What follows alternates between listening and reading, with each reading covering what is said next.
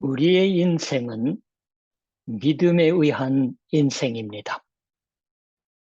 교회 생활을 기본으로 한 인생이라 해도 좋겠지요. 이 믿음의 인생이 오늘 아침의 성경 구절에서는 경주를 달리는 것처럼 말씀되고 있습니다. 믿음에 의한 인생은 어떻게 경주를 달리는 걸까요? 믿음을 주어진 것에 의해 우리는 인생의 생활 방식, 경주를 달리는 방식을 바꿀 수 있었을 터입니다. 믿음은 주 예수 그리스도를 믿어 주 예수를 바라봅니다. 믿음 없는 인생은 딴 것을 볼지도 모릅니다. 혹은 고독하게 달릴지도 모릅니다. 그러나 믿음의 경주는 다릅니다. 구경꾼이 아니라 똑같이 믿음으로 산 허다한 증인의 무리에 둘러싸여 있다라고도 말씀되어 있습니다. 오늘 아침은 말씀에 의해 믿음의 인생이라는 이 경주를 어떻게 달릴지를 배우고 싶습니다. 히브리서는 교회를 특히 지상을 여행하는 교회로서 이해하고 있습니다. 지상을 여행하는 교회에는 때로는 낙심하여 지치는 일도 일어납니다. 너희가 피곤하여 낙심하지 않기 위하여. 세번역으로 다시 한번 읽으면 여러분은 낙심하여 지치는 일이 없을 것입니다. 라고 3절에 기록되어 있는 대로입니다. 히브리서는 지상여행의 무거운 짐을 잘 알고 있습니다. 거기 감내하는 힘, 위로, 그리고 에너지가 어디로부터 오는지도 알고 있습니다. 스포츠 선수는 곧잘 자기 자신에게 자신감을 갖는 것이 중요하다고 말합니다. 그러니까 자신감을 가질 수 있기까지 연습을 쌓고 훈련하는 것이 되겠지요. 그러나 믿음의 경주는 자기 자신에게 자신감을 가지면 좋다고는 말해지고 있지 않습니다. 자신감보다도 믿음이 필요합니다. 성경의 말씀에 의해 듣는 믿음이 중요합니다. 믿음은 인간 자신의 에너지로 달리는 게 아닙니다. 믿음의 경주는 믿음에 의해 받는 힘으로 달립니다. 이 믿음의 비밀을 오늘 아침의 말씀은 믿음의 주요 또 온전하게 하시는 이인 예수를 바라보자. 세번역으로 또 읽죠. 믿음의 창시자요 완성자이신 예수를 바라봅시다 라고 말씀하고 있습니다. 믿음은 말씀이 고하는 주 예수를 바라보는 일입니다. 힘은 이 주 예수께로부터 옵니다. 그러니까 믿음에 달리는 방식은 믿음의 주요 또 온전하게 하시는 이인 예수를 바라보면서 달립니다. 그리고 인내로서 경주를 한다라고 말하는 겁니다. 믿음의 주라고 있습니다. 이 믿음의 주라고 번역되어 있는 원래의 말, 주, 문자대로는 창시자, originator, author, 그리고 두 번째는 hero, 세 번째는 captain. 이 세 가지 의미가 신약 성경에서 합쳐졌다라고 연구자는 말합니다. 이 주라고 번역되어 있는 원래의 말은 주님 하는 주가 아니라 창시자 혹은 인도자, 그래서 일본어 성경은 미치비키테 라고도 다른 구절에서 번역하고 있어요. 같은 히브리서 2장 10절에서 이미 구원의 창시자라고도 번역되고 있는 말입니다. 그러므로 만물이 그를 위하고 또한 그로 말미암은 이가 많은 아들들을 이끌어 영광에 들어가게 하시는 일에 그들의 구원의 창시자를 고난을 통하여 온전하게 하심이 합당하도다. 따라서 우리도 이 설교에서는 믿음의 창시자라고 합니다. 주 예수께서는 믿음의 창시자라고 말해지고 있습니다.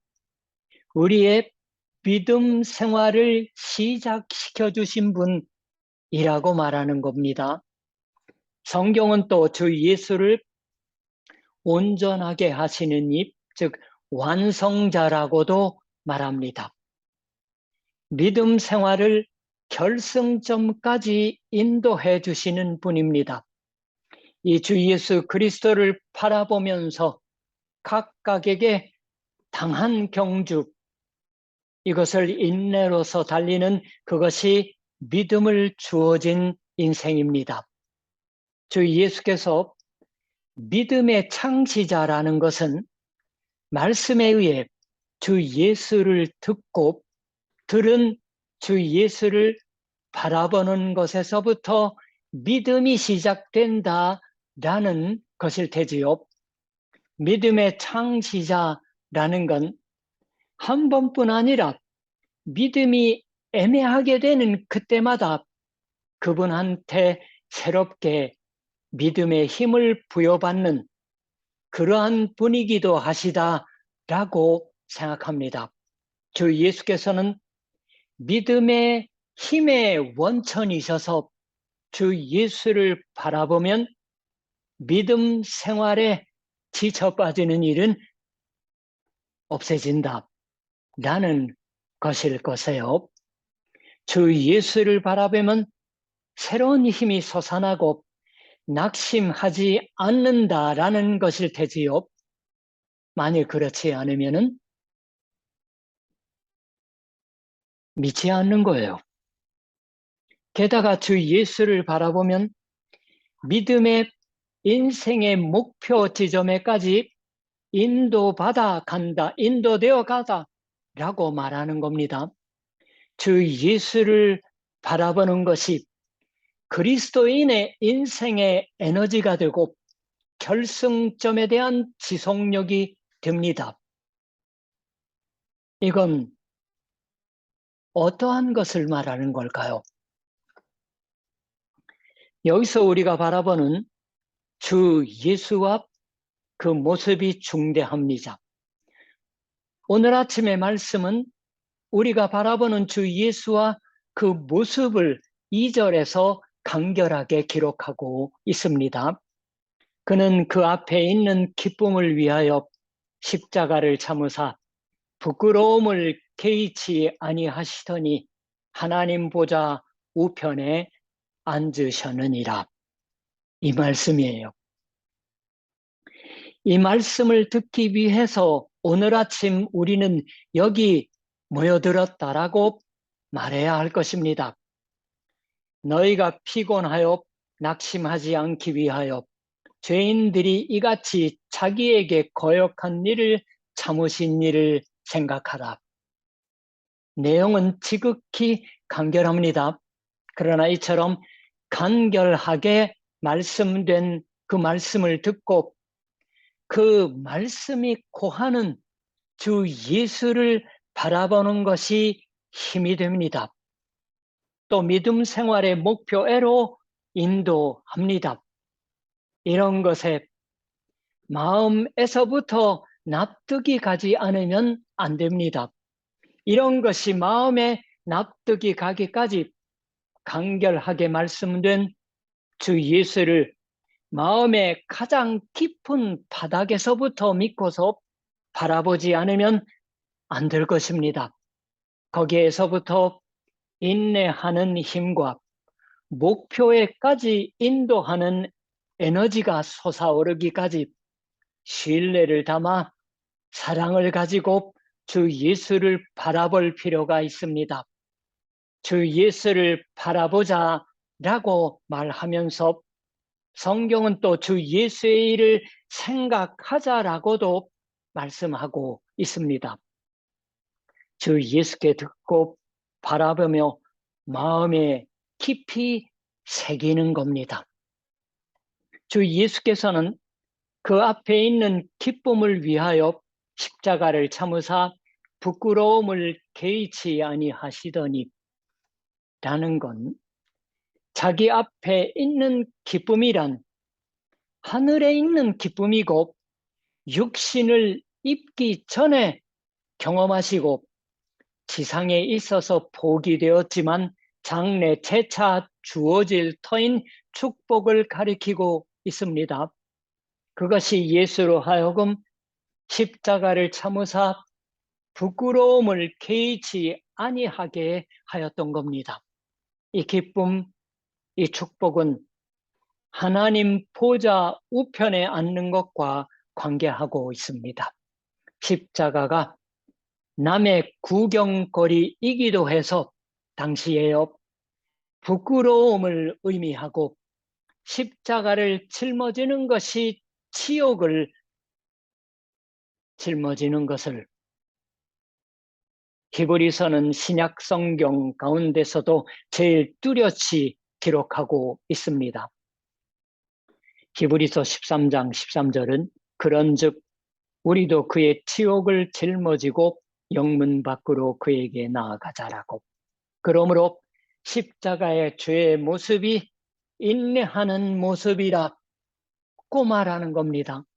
그리고 하나님의 보좌의 우편에 앉으셨습니다. 하나님의 보좌 우편에 앉으셨다란 부활과 성천에 의해 일어난 일이지만 주 그리스도의 승리와 하나님과 하나가 되어서의 지배하심을 의미하고 있습니다. 그것으로 죄인들의 거역한 일도 또 죄 그 자체도 깨트리셨습니다. 그것으로 주 예수께서는 믿음을 시작하게 하는 분, 또 믿음을 완성시키는 분이 되었던 것입니다. 새 한일 찬송가에는 수록되어 있지 않지만 일본 기독교단의賛美가 72장은 일찍이 성공회의 사제요, 후에 로마 카톨릭 교회의 주교가 된 존 헨리 뉴먼이 작사하였습니다. 한국 분들은 저항감을 가질지 몰라요. 프로테스탄트에서 카톨릭으로 다시 돌아갔다라고. 1절에는 괜히 믿고 히토토 조나리시 괜히 믿고 히토토 도나리시모 미토무 참으로 아들이 사람이 되었다 라고 있고, 이어지는 2절에는 주지카니 시니타르 히토오바 아오기 와가미노 요코시마 호로비츠쿠스 십자가에 죽으신 사람을 바라보아 내 몸의 사악 다 멸해진다라고 있습니다. 주 예수를 보고 바라보는 것에서 솟아오르는 힘이 있습니다. 주의 십자가 가운데 죄를 이겨내는 주의 능력이 있고 죄인들의 거역한 일을 인내하시는 주의 힘이 있습니다. 그리고 주의 승리에 의거해서 죄인들에 대한 용서가 있습니다. 그 주의 모습을 바라보는 것은 우리에게 낙심하지 않게 하고 지쳐 있는 것을 풀어 해소시켜 믿음의 인생을 새롭게 발 내딛게 만듭니다. 주의 십자가의 죽음에 우리 죄인의 거역한 일과 죄에 대한 주의 승리가 있어 주의 인내로서의 용서가 있는 것은 중대합니다. 우리는 용서로 새롭게 출발할 수 있기 때문입니다. 용서받지 못해서는 진정한 의미에서 새롭게 시작할 수는 없습니다. 새롭게 시작 못하겠다 라고 하는 생각이 들면 내가 참으로 용서함 받았다고 믿지 못하고 있는 것일지도 모르겠어요. 믿음의 창시자인 믿음을 새롭게 시작하게 하시는 분인 주 예수는 부끄러움도 개의치 아니하시더니 십자가를 참으사 승리와 그의 의거하는 용서하심으로 우리의 믿음을 반복하여 새롭게 시작하게 해주십니다. 주께서는 또 믿음의 완성자이십니다. 하나님의 보좌 우편에 앉으신 영광의 주는 우리의 믿음의 결승점을 가리키고 있습니다. 주의 영광에 참여하는 데까지 믿음의 완성자인 주를 바라보며 인도함 받아가지 않아서는 안 됩니다. 잘하였도다 착하고 충성된 종아라고 말 듣기까지 믿음의 인생의 경주는 계속됩니다. 출애굽기에 의하면 주 하나님은 이스라엘 백성의 광야 여행길을 인도하셨습니다. 여호와께서 그들 앞에 가시며 낮에는 구름 기둥으로 그들의 길을 인도하시고 밤에는 불 기둥을 그들에게 비추사 낮이나 밤이나 진행하게 하시니 낮에는 구름 기둥 밤에는 불 기둥이 백성 앞에서 떠나지 아니하니라 라고 기록되어 있습니다. 우리 그리스도인도 광야를 여행하는 하나님의 백성입니다. 그때 주 예수 그리스도께서 임재하여 그 주 예수를 바라보는 것이 믿음의 인생을 인도하고 비추어 줍니다. 즉, 주 예수를 바라보는 것이 우리들의 믿음의 인생에서 떠나지 아니하십니다. 그 앞에 있는 기쁨을 위하여 십자가를 삼으사 부끄러움을 개의치 아니하신 분이 함께 있어 주십니다. 이 주 예수를 바라보고 우리의 믿음의 경주를 인내로서 계속 달리고 싶습니다. 십자가의 주 예수께로부터 솟아나는 힘은 우리를 인내하게 하고 낙심하지 않게 합니다. 그 승리와 용서하심은 우리의 지침을 풀어 목표애로 인도합니다. 한 가지 덧붙이면 주 예수를 바라보는 것으로 우리의 시련을 받아내는 방식이 달라지는 게 아닐까요? 그에게 꾸지람을 받을 때 낙심하지 말라라고 있습니다. 그것은 주의 징계하심으로서 받아들일 수 있다라고 기록되어 있는 대로입니다. 주께서는 사랑하시는 자를 징계하십니다. 아들로서 즉 자녀로서 받아들이는 자를 채찍질 하신다라는 겁니다. 돌연한 병에 걸리면 누구든지 채찍 맞은 듯한 심정이 되겠지요. 일이 자꾸 꼬이면 혹은 불행이 덮치면 꾸지람을 받았다라고 생각할 테지요. 그러나 꾸지람 받고 채찍질 받는 건 하나님의 사랑이 우리에게 대해서 감소했기 때문이 아닌 겁니다. 하나님이 아들과 같이 너희를 대우하시나니 주의 징계라는 말은 주의 교육이라고도 번역할 수 있습니다. 이 교육이라고도 번역할 수 있는 말은 문자대로는 넘어야 하는 교육과 수련의 길인 동시에 달성해야 할 목표를 의미하는 말입니다. 원문의 그리스어는 징계라고 번역된 원문의 그리스어가 신약 성경에 6번 사용되고 있는데 히브리서에 4번 전부 징계라고 번역되어 있어요. 그러나 에베소서 6장 4절 또 아비들아 너희 자녀를 노엽게 하지 말고 오직 주의 교훈과 훈계로 양육하라.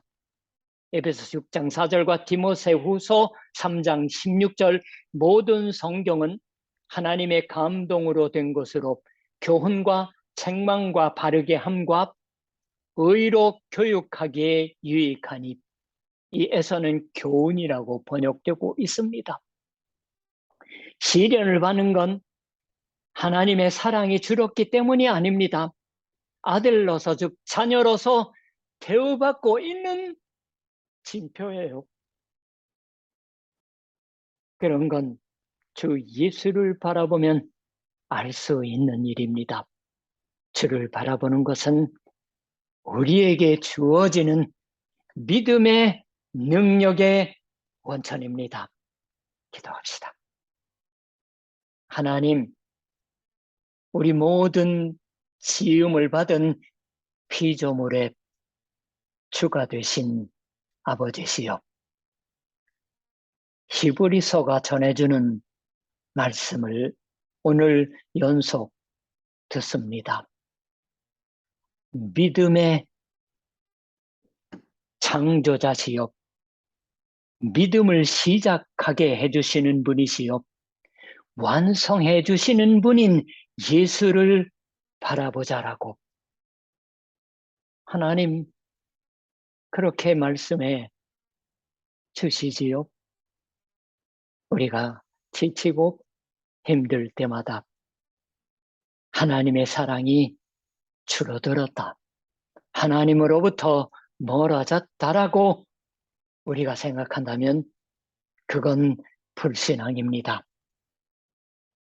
우리를 교육하시며 우리를 더욱더 새로운 힘으로 새롭게 다시 시작하게 하시며 완성하는 결승점까지 우리를 인도하시는 분, 이제부터 우리들의 지상의 생명이 다하기까지 그분을 바라보며 살아가는 우리 축구바 동경교회이게 하여 주시옵소서. 예수님의 이름으로 기도드립니다. 아멘.